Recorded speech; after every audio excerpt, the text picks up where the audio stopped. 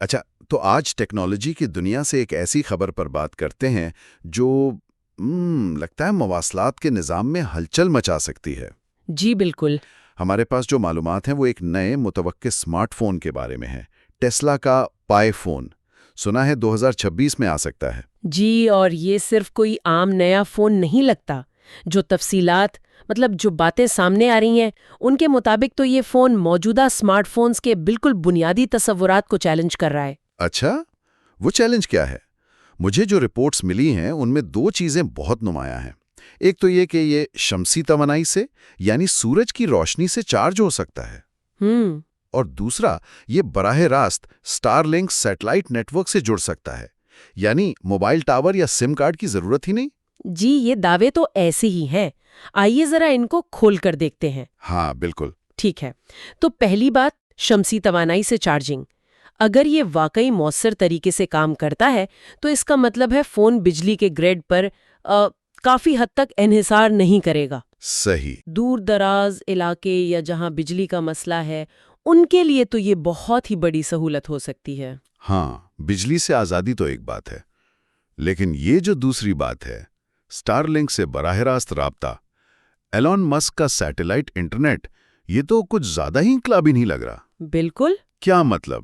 دنیا میں کہیں بھی انٹرنیٹ بغیر کسی روایتی سگنل کے؟ نظریاتی طور پر ہاں، جو مواد ہے وہ یہی اشارہ دے رہا ہے کہ فون میں شاید کوئی خاص قسم کا انٹیگریٹڈ موڈیم ہوگا جو لو ارتھ آربٹ سیٹلائٹ سے براہ راست بات کر سکے۔ اچھا۔ اس سے پھر سم کارڈ اور زمینی انفراسٹرکچر یعنی ٹاور وغیرہ کی ضرورت ختم ہو جائے گی۔ لیکن دیکھیں، یہاں اہم بات صرف الگ الگ فیچرز نہیں ہے بلکہ ان کا ملاپ ہے۔ آپ کی بات صحیح ہے، یعنی ایک ایسا آلہ جو اپنی توانائی کم از کم کچھ حد تک خود بنا لے، جی، اور کسی زمینی نیٹ ورک پر انحصار کیے بغیر دنیا میں کہیں بھی رابطہ کر سکے۔ یہ تو ایک مکمل خود مختار کمیونیکیشن ڈیوائس کا تصور ہے۔ بالکل۔ رپورٹس تو اسی طرف اشارہ کر رہی ہیں۔ یہ صرف ایک فون نہیں بلکہ ایک خود کفیل کمیونیکیشن نوڈ کا خیال لگتا ہے، پاور انڈیپینڈنٹ بھی اور نیٹ ورک انڈیپینڈنٹ بھی۔ اور اگر یہ واقعی اس قیمت پر ممکن ہو جاتا ہے جس کا ذکر ہو رہا ہے تو یہ پچھلے 30 سال کے ٹیلی کام انفراسٹرکچر کے بنیادی مفروضوں کو چیلنج کر سکتا ہے۔ اچھا، قیمت کی بات آپ نے کی، تو ان رپورٹس میں قیمت کیا بتائی جا رہی ہے؟ حیران کن طور پر کم۔ جو تفصیلات ملی ہیں ان کے مطابق قیمت تقریباً 175 امریکی ڈالر یعنی پاکستانی روپے میں کوئی 50,000 کے آس پاس۔ صرف $175؟ مطلب 50,000 روپے؟ سولر چارجنگ اور سیٹلائٹ انٹرنیٹ جیسی ٹیکنالوجی کے ساتھ یہ دعویٰ تو بہت بڑا ہے۔ جی ہے تو صحیح۔ کیا ذرائع اس پر کچھ بتاتے ہیں کہ اتنی کم قیمت پر یہ کیسے ممکن ہوگا، یا کیا سٹارلنک سروس کے لیے کوئی الگ سے ماہانہ فیس ہوگی؟ اس کا کوئی ذکر ہے؟ یہ بہت اہم سوالات ہیں۔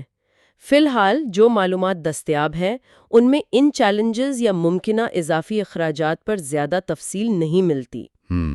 مطلب کیمرہ کتنا اچھا ہے یا اسکرین کیسی ہے، اس سے آگے کی بات ہے؟ نہیں، یہ اس سے کہیں زیادہ بنیادی بات لگتی ہے۔